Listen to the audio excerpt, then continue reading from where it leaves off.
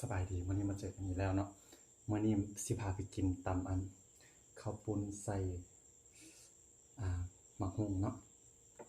ผักจะมีหลากหลายเลยมื้อนี้นะมีมะแข้งฟ้ามะขะน้อยแล้วก็มะบวบเหลี่ยมแล้วก็มีปลาหมึกหอยนางรมผักสลัดแล้วก็ผักอีเลิศแล้วก็จะมีผักอันนั้นเนาะห้ามอย อะไรไปกินกันเลย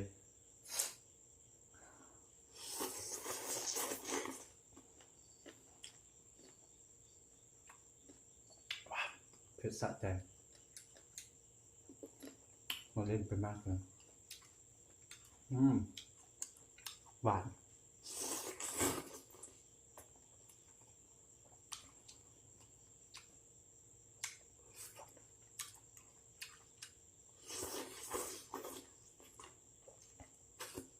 แป๊บนึงแล้วเดี๋ยวไปเอาอัน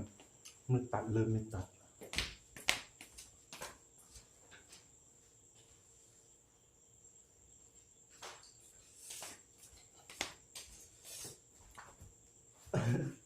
วันนี้นกซกขาสั้น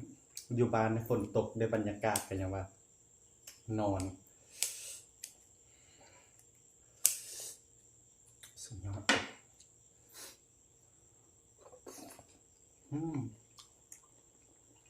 สีมันอาจจะบูทรงแซ่บเพราะว่าอันลวกผักอันนี้ก็แล้วเอาลงใส่เลยนะมันอยากออกเขียวๆนิดนึงแต่ว่ารสชาติโคตรแซ่บ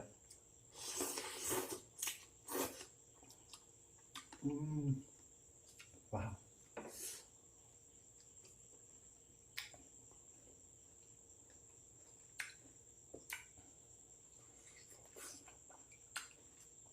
หวานแห้งมากอันนี้เนาะหวานออกหวานมา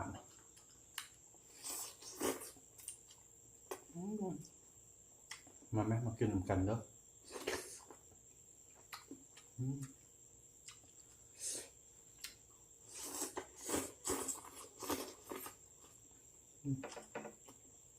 หอยนางรมขึ้นมา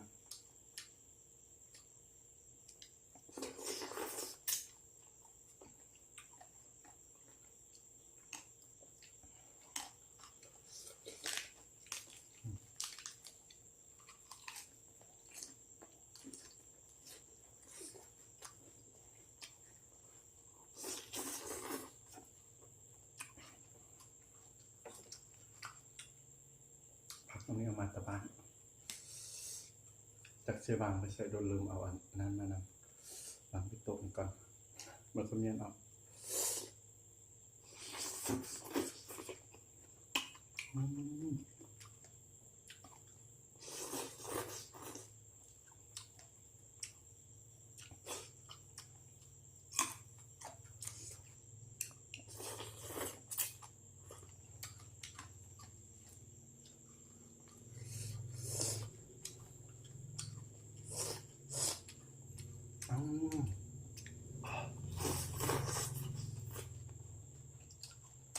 โคตรแซ่บ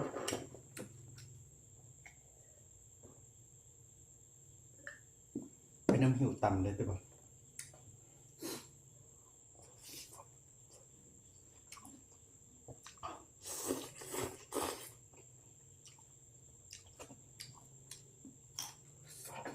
มื้อนี้รสชาติแบบติดบาดนะนึงส้มๆหวานๆสะใจปลาหมึก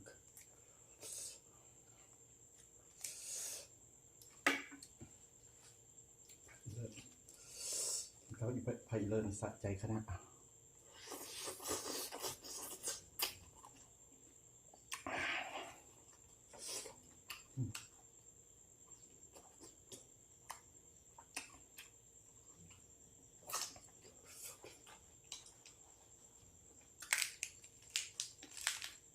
ฟังเสียงกรอบของมัน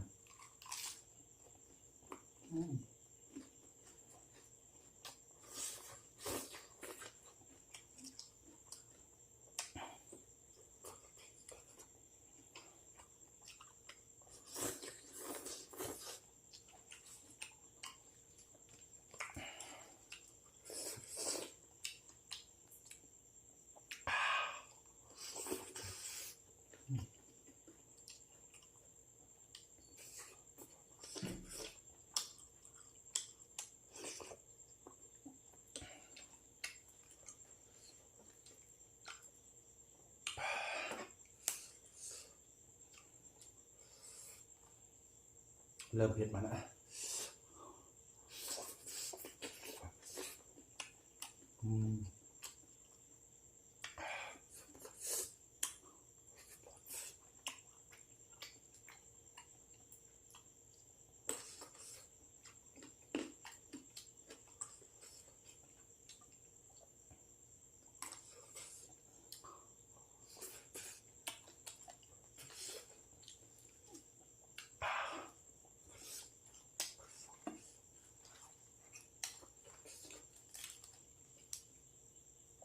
เผ็ดร้อนๆ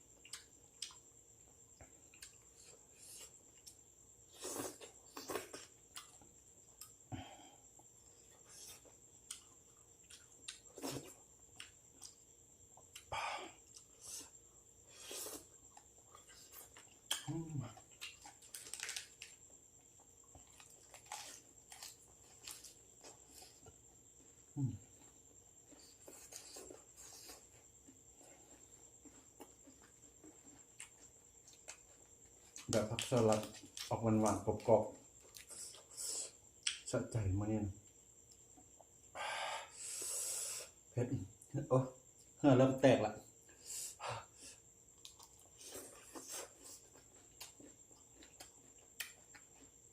มีอันผักติดแก้วเดี๋ยวเอาออกกันนะ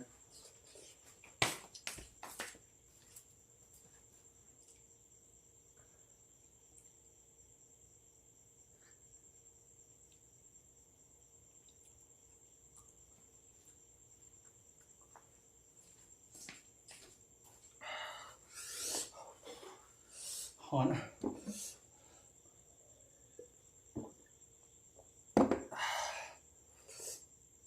เผ็ด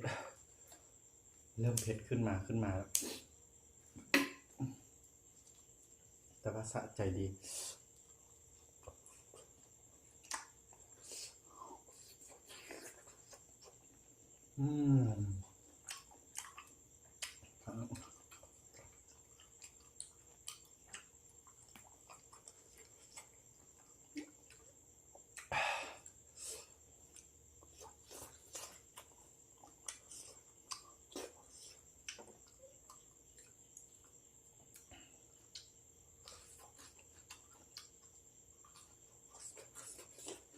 ผักตัวไหนก็หวานเลย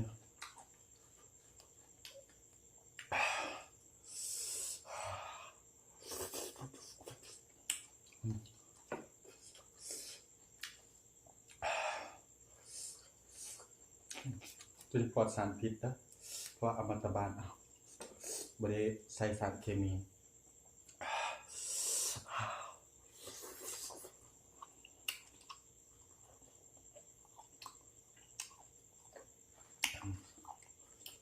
เขาเลิศคือกัน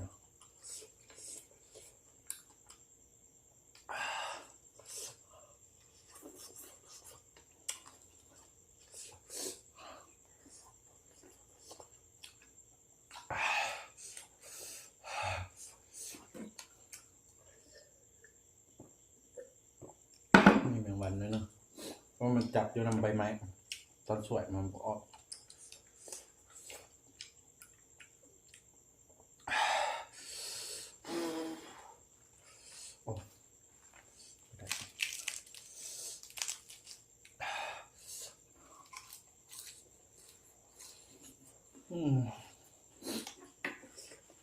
กันก็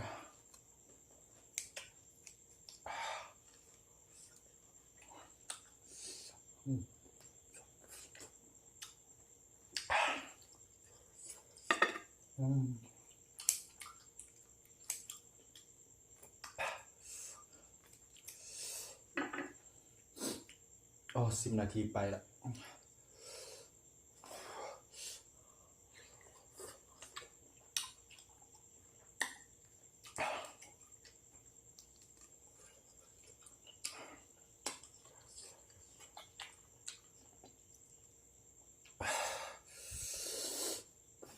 ผ็ดเ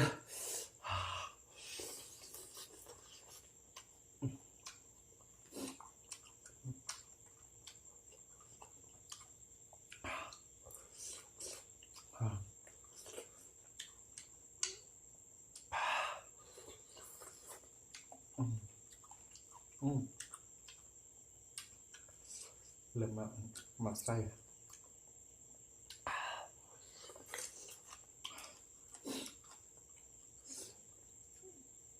สิ่งสุดท้ายเนาะ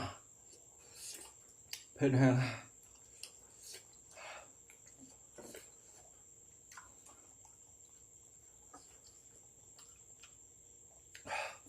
ไม่นี้เท่านี้ก่อนเด้อ